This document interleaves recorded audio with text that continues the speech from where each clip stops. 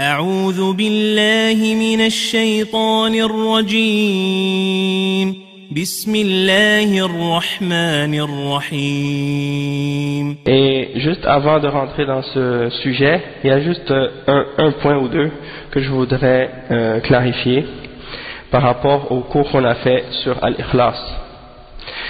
Parce que j'ai en même temps, en plus de ce qu'on a expliqué dans le premier cours et dans le premier cours de ce livre, on n'a pas mentionné beaucoup de choses sur Ar-Riya, mais c'est très important d'en parler.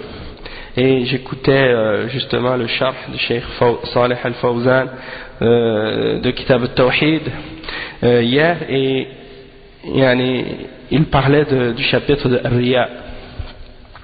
Et plusieurs personnes ont posé la question au Cheikh au sujet du fait de, par exemple, donner des cours ou des choses comme ça, puis faire des khutab, ou bien des questions qui ont rapport avec ça.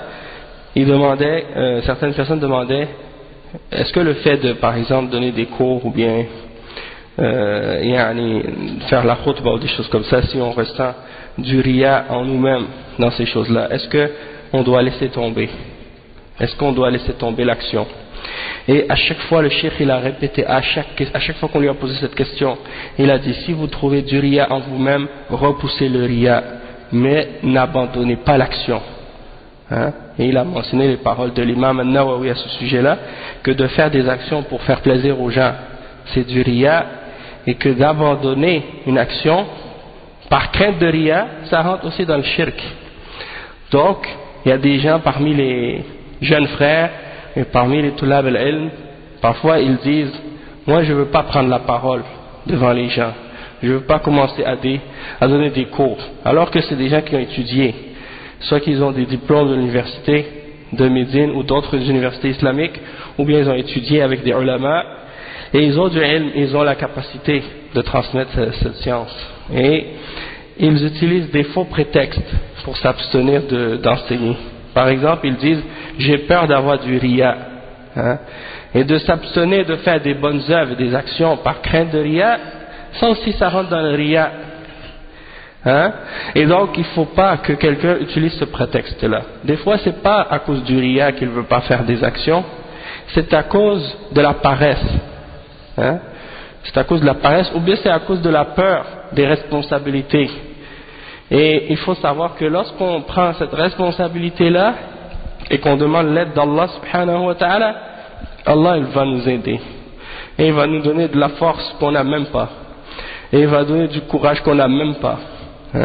Parce que de nous-mêmes on ne peut rien faire, excepté par la permission d'Allah subhanahu wa ta'ala. Donc, comme Allah subhanahu wa ta'ala il dit, in tansurullah yansurkum. يا أيها النبي بلغ ما أنزل إليك من ربك فإن لم تفعل فما بلغت رسالته والله يعصمك من الناس. Ce verset-là, Allah subhanahu wa ta'ala il dit dans ce verset, ô prophète, transmets ce qui a été révélé sur toi de la part de ton Seigneur. Et si tu ne le fais pas, alors tu n'as pas transmis son message. Et Allah va te protéger des gens. Allah va te protéger contre les gens. Donc, le da'aya et le talib ilm, il a juste une chose à se soucier, c'est de faire preuve d'ikhlas et de transmettre le message d'Allah subhanahu wa ta'ala de la meilleure façon qu'il est capable. Bien entendu, dans les limites de sa connaissance. Et s'il fait ça avec sincérité, Inch'Allah, il aura l'ajr. Donc ça, c'est juste un petit point que je voulais mentionner à ce sujet-là, que il ne faut pas que Riya devienne un obstacle aux bonnes œuvres.